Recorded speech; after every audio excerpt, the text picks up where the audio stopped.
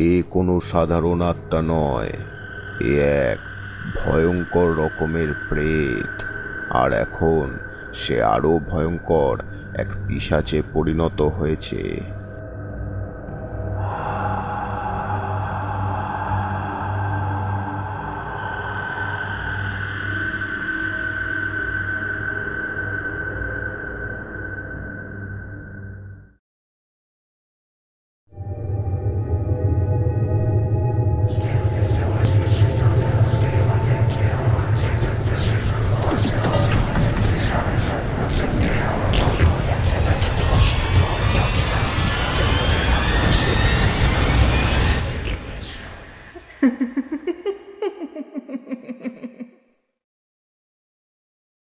এটা হলো নবকুমার গ্রামের একটা ছোট্ট বাজার। শুধু নবকুমার গ্রামই নয়, আশেপাশের আরও 2-3টে গ্রাম থেকে মানুষজন বেশিরভাগ সময় এই বাজারেই আসে। এই বাজারের মধ্যেই আছে এই গ্রামের অজিত মুখার্জির একটা মুদিখানার দোকান। অজিতবাবু এই গ্রামের একজন সম্মানীয় ব্যক্তি। আশেপাশে তার ভালোই নামডাক আছে। বলতে গেলে সবাই এক ডাকে চেনে, শুধুমাত্র তার ভালো মনের জন্য। গরিব ও সৎ মানুষের প্রতি বরাবরই তার ভালোবাসাটা একটু বেশি।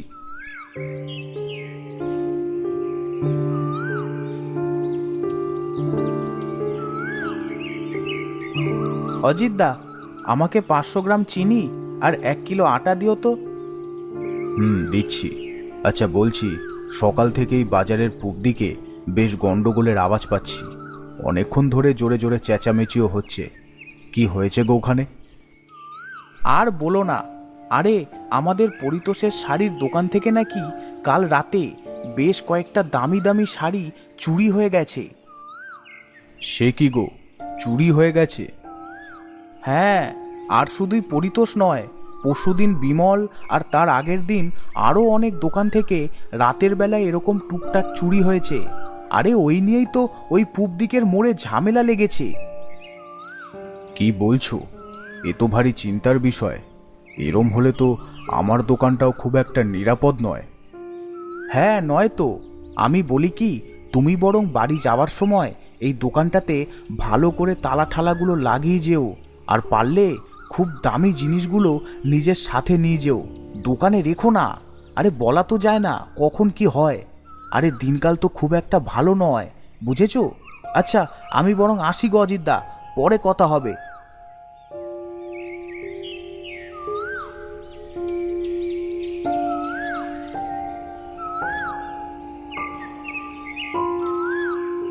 কি যে করি, সেই হিসাবে দেখতে গেলে তো সব জিনিসই দামি।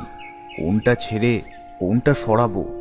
এই দোকানটাই তো আমার একমাত্র সম্বল। এখন উপরালাই ভরসা। দেখি, পারলে একবার রাতে না হয় খেয়ে দিয়ে এসে দেখে যাব।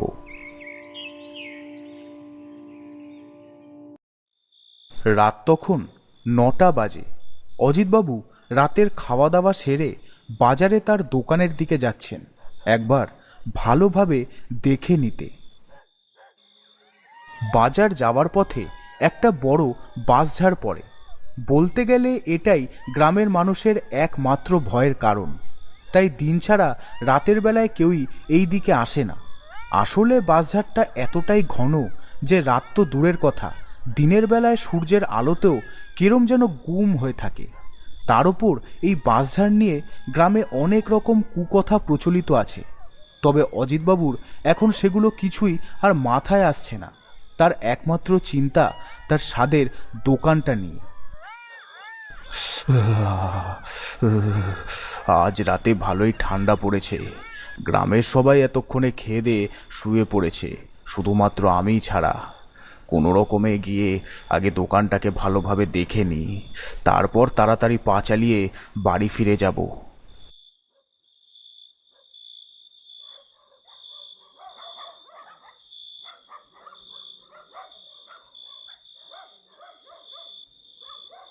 না, দোকানটা ঠিকই আছে, তালা দুটোও লাগানো।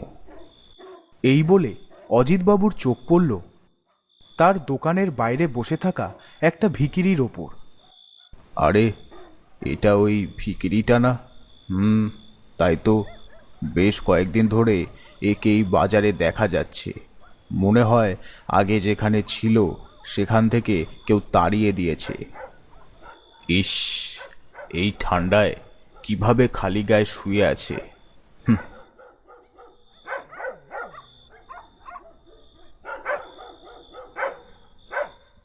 অজিতবাবু তার নিজের গায়ের চাদরটা খুলে ভিখিরিটার গায়ে দিয়ে দেন। ভিখিরিটা তখন গভীর ঘুমে আচ্ছন্ন, তাই সে কিছু টের পেল না। তবে চাদরটা গায়ে পেতেই দুহাত দিয়ে চাদরটাকে আঁকড়ে ধরল, যেন ভিতর ভিতর সে খুব আনন্দ পেয়েছে, যেন ভেতর ভেতর তার কষ্ট কিছুটা কমেছে। এই দৃশ্য দেখে অজিতবাবুর চোখ দিয়ে জল বেরিয়ে এলো, আর মুখের কোণে একটা ছোট্ট হাসি, এই ভেবে যে একজন গরিবের কিছু তো উপকার সে করতে পারল। তারপর অজিতবাবু তার বাড়ির দিকে রওনা দিল।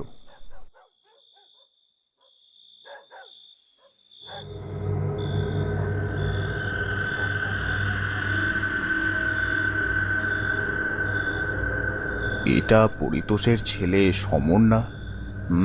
তাই তো মনে হলো। ও এখানে এত রাতে কি করছে? হয়তো আমার মতন বাবার দোকানটা দেখতে এসছে। কি আর করবে, যা হচ্ছে।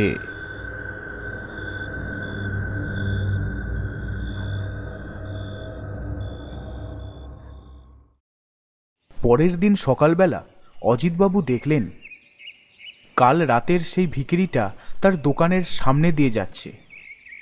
এই যে শুনছো, এই যে এদিকে। আমায় আমায় ডাকছেন? হ্যাঁ হ্যাঁ, এদিকে এসো।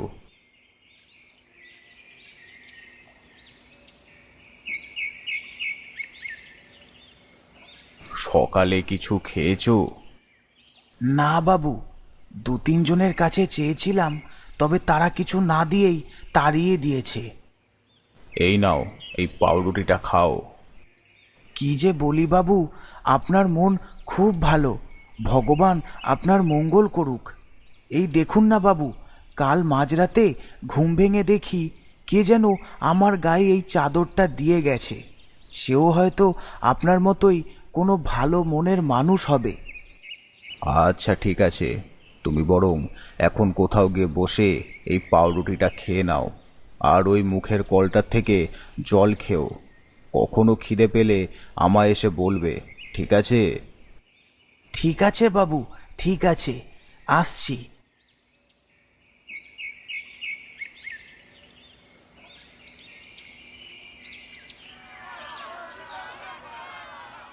কিছুক্ষণ পরে একটা আওয়াজ অজিতবাবুর কানে আসে। আরে, কোথাও কি আবার কোনো গন্ডগোল লাগলো নাকি?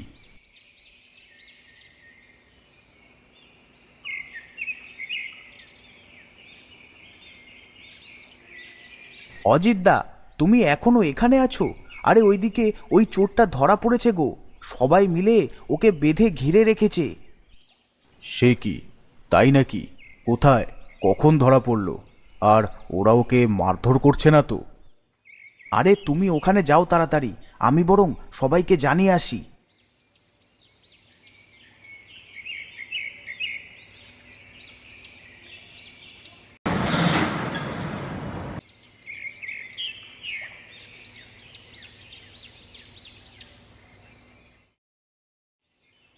গিয়ে সেখানকার দৃশ্য দেখে তো আমি অবাক। দেখলাম কয়েকজন মিলে সেই ভিখিরিটাকে ধরে বেঁধে রেখেছে। বোঝাই যাচ্ছে সবাই ওই ভিখিরিটাকেই চোর সন্দেহ করছে। মনে হয় একটু মেরেওছে, কারণ তার কপাল থেকে রক্ত বেয়ে পড়ছে, হাতে পায়েও চোটের দাগ। আমায় ছেড়ে দিন, আমি কিচ্ছু করিনি, বিশ্বাস করুন, আমি কিচ্ছু করিনি। চুপ কর, একদম বেশি কথা বলবি না। কদিন ধরেই এখানে ঘুরঘুর করছিলি, তোর সব মতলব বুঝি। দাঁড়া না, আজ তোকে কি করি দেখ। হঠাৎই ভিখিরিটা আমার দিকে তাকিয়ে আমায় বলল, বাবু বাবু, বিশ্বাস করুন, আমি কিচ্ছু করিনি, আমি চুরি করিনি বাবু, আপনি এদের বোঝান না, আপনি এদের বোঝান না বাবু। আচ্ছা দাঁড়াও দাঁড়াও দাঁড়াও, থামো। বলছি তোমরা কি নিশ্চিত যে ওই চুরিটা করেছে? আরে সেটা তো নাও হতে পারে। না কাকু, আমরা নিশ্চিত ওই এই চুরিটা করেছে। আরে কদিন ধরেই ওকে এখানে দেখছি। কই, তার আগে তো ছিল না। আর তার আগে কোনো দিনও এই বাজারে চুরিও হয়নি। আজ ওকে মেরে শেষ করে দেবো। আচ্ছা ঠিক আছে ঠিক আছে, বুঝলাম, কিন্তু দেখো, মেরো না। ওকে মারলে তো তোমরা আর তোমাদের জিনিসগুলো ফেরত পাবে না। না অজিতদা, এদের ছাড়তে নেই, তাহলে এরা আবার অন্য কোথাও গিয়ে সেই একই কাজ শুরু করবে। এদেরকে না ভালোভাবে একটু টাইট দেওয়া দরকার। আর তাছাড়াও কাকু, আপনার তো কোনো জিনিস চুরি হয়নি, তাই আপনি এসব বলছেন। আমরা কারো কথা শুনবো না। এই, মার মার। না না না না। এরপর ওরা আমার সামনেই ওই ভিখিরিটাকে মারতে শুরু করলো। চোখের সামনে এই করুণ দৃশ্য দেখে সহ্য করতে পারলাম না। আর এক মুহূর্ত ওখানে দাঁড়িয়ে না থেকে দোকানে চলে এলাম। তবে আসতে গিয়ে দেখলাম দূরে একটা গাছের পেছন থেকে পরিতোষের ছেলে সমর এই ঘটনাটা উকি মেরে দেখছে।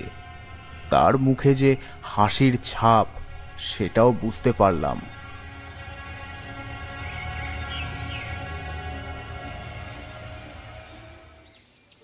দোকানে এসে অনেকক্ষণ চুপচাপ বসে রইলাম। কিছু ভালো লাগছে না। চোখের সামনে ঘটা দৃশ্যটা যেন কিছুতেই ভুলতে পারছি না। কেন জানি না মনে হচ্ছে ওই ভিখিরিটা এসব করেনি। এই চুরিগুলো অন্য কেউ করেছে। তারপর হঠাৎই মনে পড়ল পরিতোষের ছেলে সমরের দূরে দাঁড়িয়ে গাছের পেছন থেকে উকি মেরে দেখার দৃশ্যটা। বুঝতে পারলাম। মনে হয় আমি যা ভাবছি সেটাই ঠিক। কিন্তু কি করে বোঝাবো এদের? এরা তো ওই নির্দোষ মানুষটাকেই শাস্তি দিচ্ছে, অথচ যে আসল দোষী সে কোনো শাস্তি পাবে না। অবশ্য আমার কাছে তো কোনো প্রমাণও নেই। কেউ তো আমার কথা বিশ্বাসই করবে না। হে ভগবান, এ তোমার কেমন বিচার? একজন অসহায় মানুষকে এতটা নৃশংসভাবে শাস্তি পেতে হচ্ছে। তার কপাল যখন এতটাই খারাপ, তখন কেন জন্ম দিলে? রাগে ঘেন্নায় মনে মনে ভগবানকে গালাগালি দিতে থাকলাম।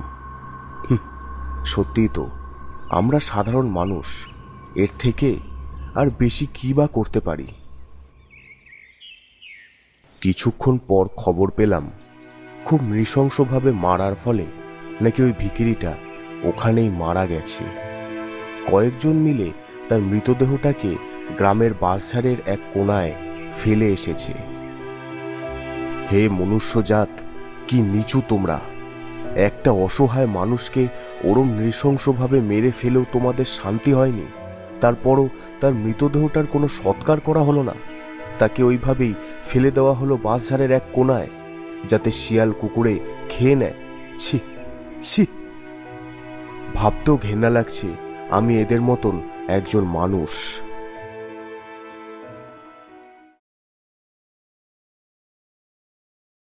এরপর মাঝখানে বেশ কয়েকটা দিন কেটে গেছে। আমি একদিন সকালে আমার দোকানে বসে আছি। হঠাৎই, অজিতদা, তুমি কি খবরটা পেয়েছো? শুনেছো কি হয়েছে? খবর? কি খবর? আর কি হয়েছে? আরে আমাদের পিন্টু গো, পিন্টু কাল রাতে নাকি গ্রামের ওই বাঁশঝাড়ের সামনে দিয়ে আসছিল, হয়তো কোনো কাজে গেছিল। তা ওখানেই কে যেন ওকে খুব নৃশংসভাবে মেরে ফেলেছে। সে কি দৃশ্য, একেবারে চোখে দেখা যাচ্ছে না। পিন্টু?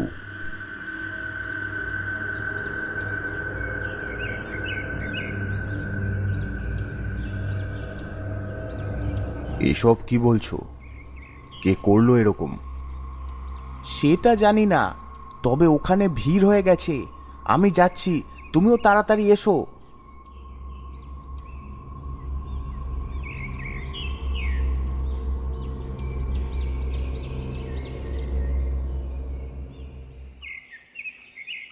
দোকানটা বন্ধ করে এগিয়ে চললাম সেই বাঁশঝাড়ের দিকে।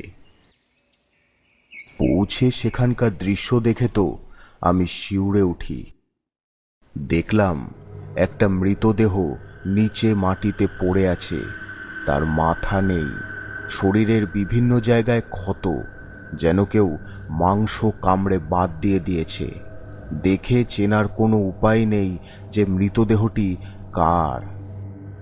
আচ্ছা, এটা যে পিন্টুর মৃতদেহ, এটা তোমরা বুঝলে কি করে? হ্যাঁ অজিতদা, এটা আমাদের পিন্টুই। কারণ কাল শহরে যাবে বলে পিন্টু যখন মালপত্র নিতে আমার কাছে এসেছিল তখনও এই পোশাকই পরেছিল। আর তাছাড়াও এই জুতো, এই গায়ের রং সবই তো পিন্টুর মতন।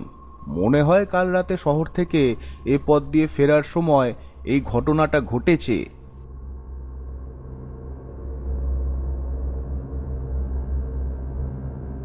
আমার মনে হয় শিয়ালে এই কাজ করেছে। হয়তো রাতে একা পেয়ে শিয়ালের দল আক্রমণ করেছে, তাছাড়া আর কি হবে। আমার কেমন যেন খটকা লাগছে। শিয়ালে একটা মানুষকে এরকমভাবে মেরে ফেলবে? আচ্ছা, যদি তাই মেনেও নি, তাহলেও শিয়ালের দল পুরো দেহটাকে না খেয়ে শুধু সামান্য কয়েক জায়গার মাংস খেয়ে ছেড়ে দেবে? আর মানুষের মাথা নিয়েই বা তারা কি করবে দেহ ছেড়ে? জানি না এ আবার কোন বিপদ এসে পড়ল। এরপর আরও দুজনের মুন্ডুহীন মৃতদেহ পাওয়া গেল ওই বাঁশঝাড়ের আশেপাশে। ঠিক একই রকমভাবে মৃতদেহগুলো ক্ষত বিক্ষত ছিল, কিন্তু শুধু ধর ছাড়া কারোরই মাথা সেখানে ছিল না, যেন পুরো মাথাটাই গায়েব হয়ে গেছে। কি যে হলো গ্রামে, জানি না গ্রামটাতে কার নজর লাগলো। তবে একটা জিনিস, কয়েকদিন ধরে বাজারে আর কোনো চুরির ঘটনা শোনা যাচ্ছে না। মনে হচ্ছে চোরটাও ভয়তে রাতে আর বাইরে বেরোচ্ছে না। যাক, ভালোই হয়েছে। না, আজ তো শনিবার, তার উপর আবার অমাবস্যা।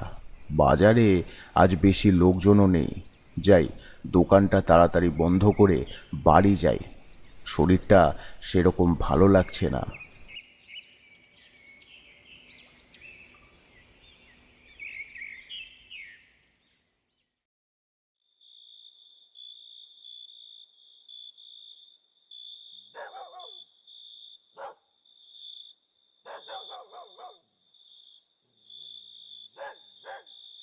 ওই ভিখিরিটার ঘটনাটা ঘটার পর বেশ কয়েকদিন পাশের গায়ে গিয়ে লুকিয়েছিলাম কাজের দোহাই দিয়ে। তবে বেশি দিন ওখানে থাকলে তো আমার চলবে না। আজ ফিরে সবার আগে একটা ভালোই দাও মেরেছি। কি করব, বাবা তো আমাকে একটাও টাকা পয়সা দেয় না, তাই এসব করতে হচ্ছে। একদিক দিয়ে ভালোই হয়েছে, করলো কে আর মরলো কে, হ্যাঁ? এখন এই মালগুলো শহরে গিয়ে বেচে দিতে পারলেই মোটা মোটা ইনকাম। তবে গ্রামে ঢোকার মুখে কি যেন শুনলাম, কয়েকজন নাকি মারা গেছে। সে মরুক গে, তাতে আমার কি।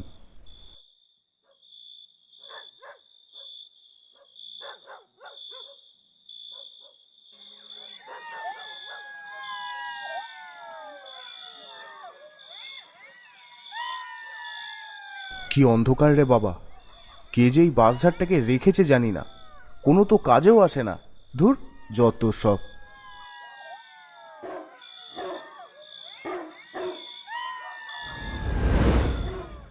কে কে কে কে? মনে হলো কে যেন পেছনে ছিল। না না, মনের ভুল। যাই, এখন তাড়াতাড়ি পা চালাই।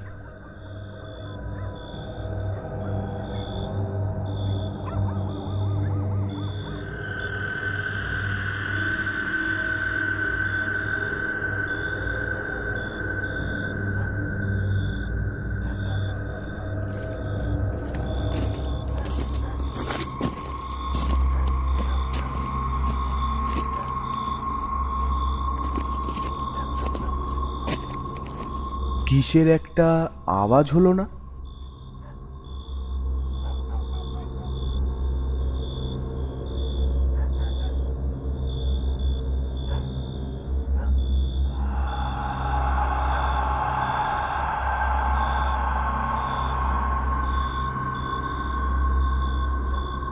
কে কে ওখানে? কি একটা কালো মতন দেখলাম। না, আমার মনে হয় অন্ধকারে ভুল দেখেছি।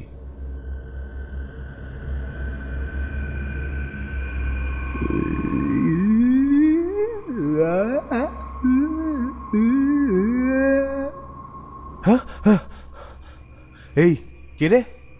কে রে ভয় দেখাচ্ছিস? জানিস আমি কে? একদম শেষ করে দেবো।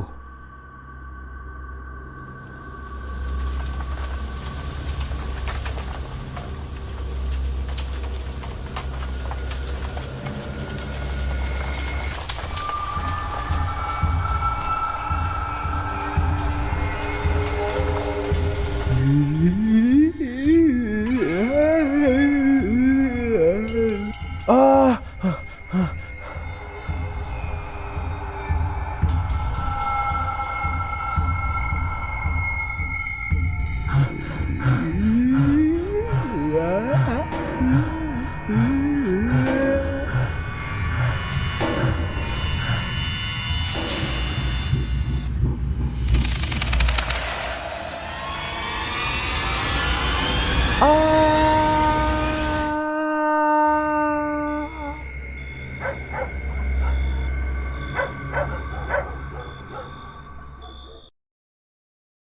পরিতোষ, পরিতোষ, কেঁদো না, নিজেকে সামলাও। জানি এই সময়টা বড়ই কঠিন, কিন্তু তবু যা হবার তা তো হয়েছেই। এতে তো তোমার কোনো হাত নেই।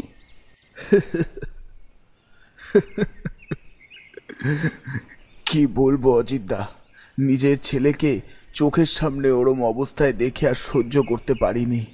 কে করলো এরম? ওর তো কোনো শত্রু ছিল না। অজিতদা, কি হচ্ছে বলো তো? কিছুই তো বুঝতে পারছি না। তার মধ্যে আমার আবার কালকে পাশের গায়ে একটু কাজ আছে। ফিরতে ফিরতে সেই রাত হবে। এ যা অবস্থা দেখছি, ওই বাঁশঝাড়ের মধ্যে দিয়ে তো আসার সাহসই পাচ্ছি না। কিন্তু ও ছাড়া তো আর কোনো পথও নেই। কি যে করি! তুমি বরং একটা কাজ করো, কাল রাতে পূব দিকের ওই ক্ষেতটা পেরিয়ে এসে ঘুরে এই বাঁশঝাড়ের সামনে দিয়ে চলে আসবে। তাহলে আর বাঁশঝাড়ের ভেতরে ঢুকতে হবে না। দেখো, কে যে এগুলো করছে সেটা তো আমরা জানি না, তাই বাঁশঝাড়ের ভেতরে না ঢুকে সামনে দিয়ে এলে মনে হয় অতটাও বিপদের আশঙ্কা নেই। একদম ঠিক বলেছ অজিতদা, ওটাই করব।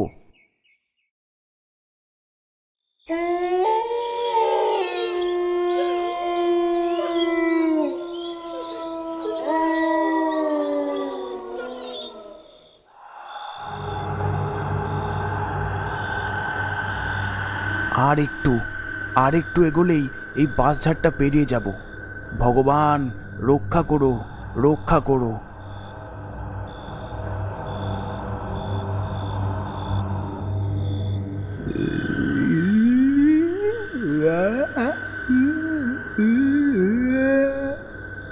হ্যাঁ হ্যাঁ, এটা কিসের আওয়াজ?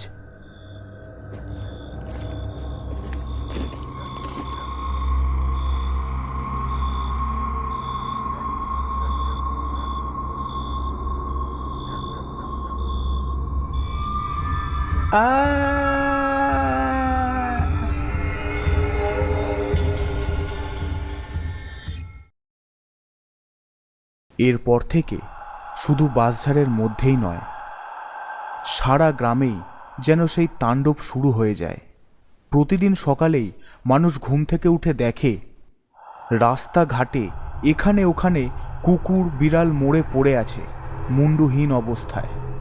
গাছের তলায়, মানুষের বাড়ির উঠোনে বিভিন্ন রকমের পাখি, কাক মরে পড়ে আছে, তাদেরও মাথা নেই। সারা গ্রামে তখন শুধু আতঙ্কের ছাপ। মানুষজন রাতের বেলায় বাড়ির বাইরে বেরোতেই নয়, নিজের ঘরে একটু জোরে কথা বলতেও যেন ভয় পেত। না, আর এটা চলতে দেওয়া যাবে না। আমাদের খুব শিগগিরই কিছু একটা করতেই হবে। অজিতদা, আমাদের বরং পাশের গায়ের ওই তান্ত্রিকের কাছে যাওয়া উচিত, কারণ আমার মনে হয় এসব কাজ কোনো অতৃপ্ত আত্মার কাজ। ওই তান্ত্রিকই একমাত্র এসবের হাত থেকে পুরো গ্রামকে বাঁচাতে পারে। ঠিকই বলেছ। তাহলে চলো, গ্রামের কয়েকজন লোককে সাথে নিয়ে এখনই ওই তান্ত্রিকের কাছে যাই। চলো।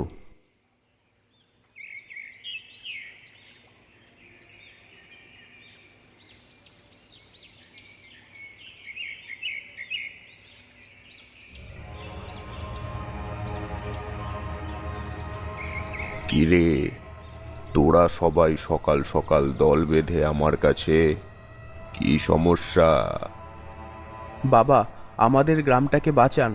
একে একে আমাদের গ্রামের সবাইকে সে মেরে ফেলছে। এখন এই বিপদ থেকে আপনি পারেন আমাদের রক্ষা করতে। হ্যাঁ বাবা, কিছু একটা করুন। এখন তো আমরা রাতে আর ভয়ে বাড়ির বাইরে বেরোতেই পারি না। দাঁড়া।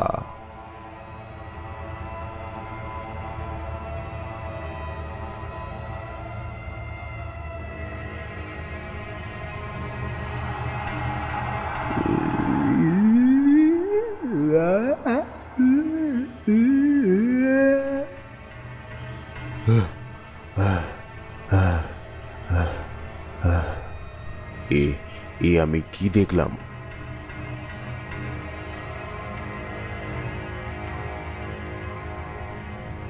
কি হলো বাবা, কি হলো? এ কোনো সাধারণ আত্মা নয়, এ এক ভয়ঙ্কর রকমের প্রেত। আর এখন সে আরো ভয়ঙ্কর এক পিশাচে পরিণত হয়েছে।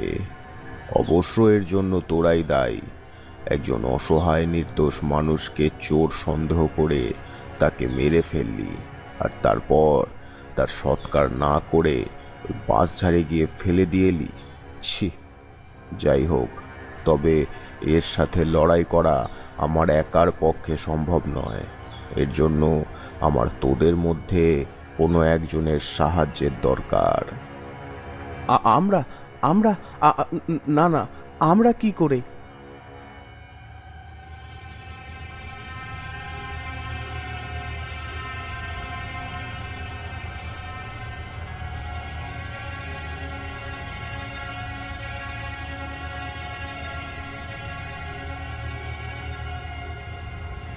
তুই কি নাম তোর? কি করিস? বাবা, আমার নাম অজিত মুখার্জি। পাশের গায়ের বাজারে আমার একটা ছোট্ট মুদিখানার দোকান আছে। এদের প্রত্যেকের মাথার ওপর বিপদের যে ছায়াটা আমি দেখছি, সেটা তোর মাথার ওপর দেখতে পারছি না। এর থেকে এটা নিশ্চিত যে সে তোকে প্রাণে মারবে না, সেটা যে কারণেই হোক না কেন। তুই পারবি এই কাজটা করতে। আমি? আচ্ছা ঠিক আছে, কি করতে হবে বলুন। এই গ্রামের মানুষদের বাঁচানোর জন্য আমি সব কিছু করতে পারি। এখন কিছু করা যাবে না, কদিন তোদের একটু সহ্য করতে হবে। যেরম চলছে চলতে দে। আসছে অমাবস্যার দিন সকালবেলায় তুই আমার কাছে আসবি।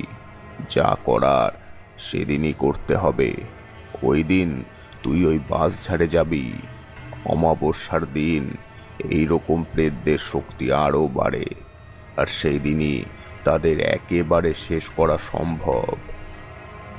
তবে ওই দিন তুই একা আসবি না, তোর সাথে আরও একজনকে নিয়ে আসবি। কারণ সে তোকে প্রাণে মারবে না ঠিকই, তবে সে যদি গুণাক্ষরেও বুঝতে পারে যে তুই ওখানে কি করতে গেছিস, তাহলে সে তোর ক্ষতি করতে একটু সময় নেবে না। তাই তোর সাথে কেউ থাকলে সেটা হয়তো নাও হতে পারে। আমি যাব, আমি অজিতদার সাথে ওখানে যাব। আমার ছেলেটা তো আমায় ছেড়ে চলেই গেছে। এখন এই মানুষগুলোর জন্য যদি কিছু করতে পারি, তাতে আমার প্রাণটাই যাক না কেন, কোনো সমস্যা নেই। বেশ, তবে অমাবস্যার দিন সকালে তোরা দুজনে আমার কাছে আসবি। তারপর আমি বলে দেব ওই দিন তোদের ঠিক কি করতে হবে।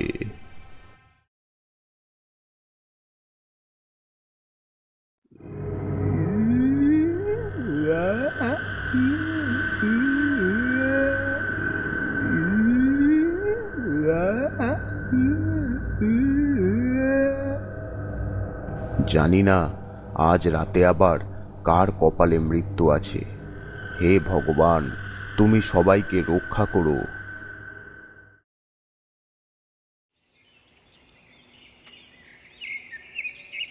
এসেছিস, তাহলে এবার আমার কথা মন দিয়ে শোন।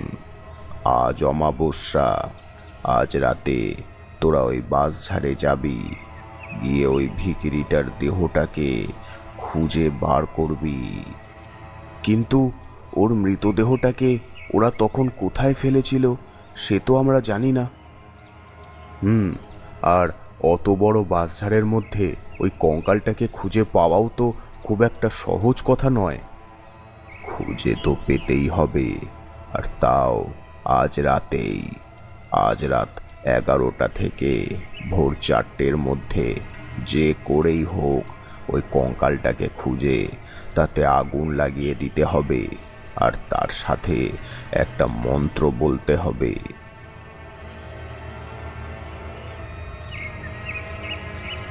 একটা কথা মনে রাখবি, আজ রাতের মধ্যে যদি এই কাজটা না করা যায় তাহলে ওই প্রেতের হাত থেকে তোদের গ্রামকে বাঁচানো আর সম্ভব হবে না। আমি 2টো মন্ত্রপুত লাল সুতো তোদের দিচ্ছি, এটা তোরা তোদের হাতে বেঁধে রাখবি, তাহলে তোদের ও ছুঁতেও পারবে না। তবে দেখবি যা খুশি হয়ে যাক, কোনো মতেই যেন ওই সুতো তোদের হাত থেকে না খোলে। ও কিন্তু 1000 রকম চেষ্টা করবে এটা খোলার জন্য, কিন্তু সেটা হতে দিবি না।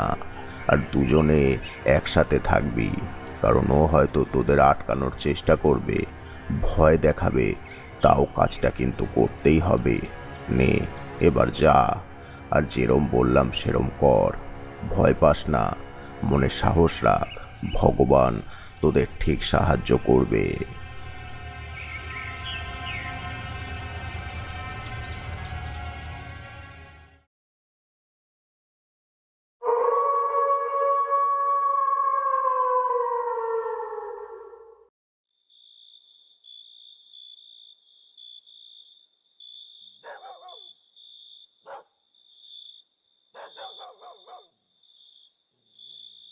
অজিতদা, কই এখনো তো কিছু হলো না? বাঁশঝাড়টা দেখেছো? কেরম যেন পুরো শান্ত লাগছে। কেন, তুমি কি চাও কিছু হোক? না, সেটা না, মানে আমি বলছি যে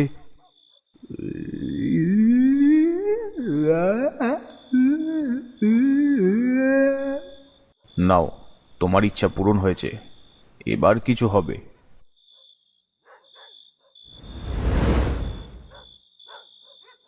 ভয় পেও না, বাবা তো বলেছেন ও আমাদের কোনো ক্ষতি করতে পারবে না। এখন যত তাড়াতাড়ি সম্ভব ওর কঙ্কালটাকে আমাদের খুঁজে বার করতে হবে। চলো।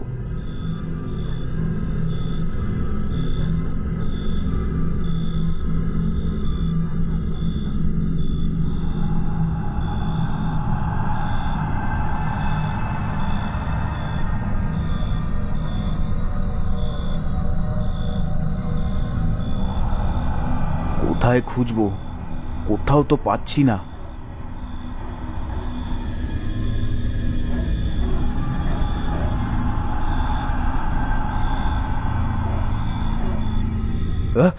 কে কে? কি হলো?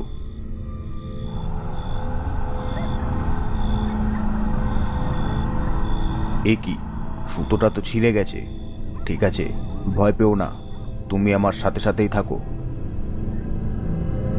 অজিতদা, ওখানে ওটা কি? কোথায়?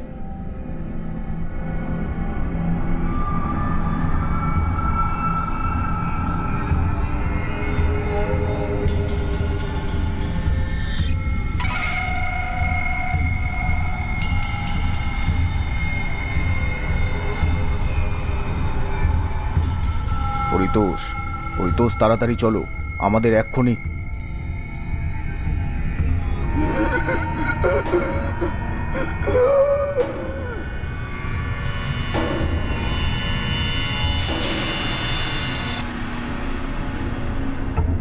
নিজের চোখের সামনে এই দৃশ্য দেখে অজিতবাবুর যেন প্রাণটাই বেরিয়ে যাচ্ছিল। না না, এক্ষুনি এক্ষুনি ওই কঙ্কালটা আমায় খুঁজে বার করতেই হবে।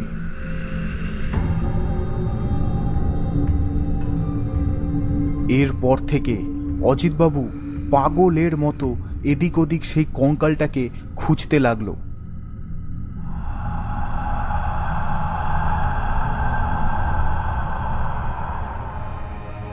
আরে, ওখানে ওটা কি পড়ে আছে?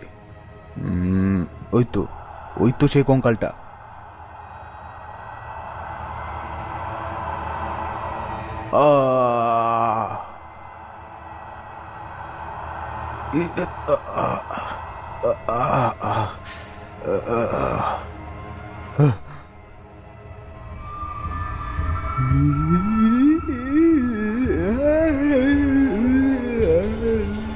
বাবু, চলে যান, এখানে থাকবেন না, চলে যান, যান। দেখো, আমি তোমার কাছে হাত জোর করে বলছি, আমি তো তোমার কোনো ক্ষতি করিনি। হ্যাঁ, এটা ঠিক যে সেদিন তোমার সাথে অনেক অন্যায় হয়েছে, আমি স্বীকার করছি, কিন্তু তুমি তো তাদের সবাইকে মেরে ফেলেছো। তোমার তো বদলা নেওয়া হয়ে গেছে, তাহলে তুমি বাকিদেরকে কেন মারছো? ওরা তো কোনো দোষ করেনি, ওরা তো কিছু জানেই না। তুমি যদি ওদেরও এরমভাবে মারো, তাহলে তোমার আর ওই দোষী মানুষগুলোর মধ্যে তো কোনো পার্থক্য থাকবে না। ভেবে দেখো, যে নিরপরাধ মানুষগুলোকে তুমি মারছো, তাদের হয়তো পরিবার আছে, ছোট ছোট বাচ্চা আছে, তারা তো অনাথ হয়ে যাবে। তাই বলছি, তুমি এরম করো না, দয়া করে আর কাউকে মেরো না।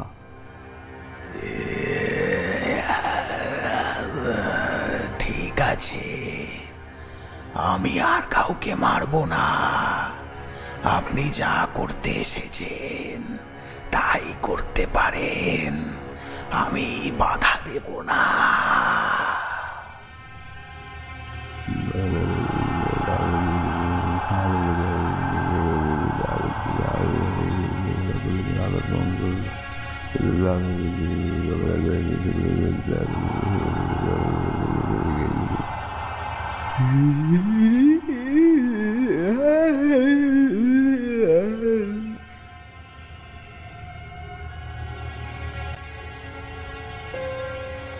আমি পেরেছি, আমি পেরেছি ভগবান, আমি সবাইকে বাঁচাতে পেরেছি।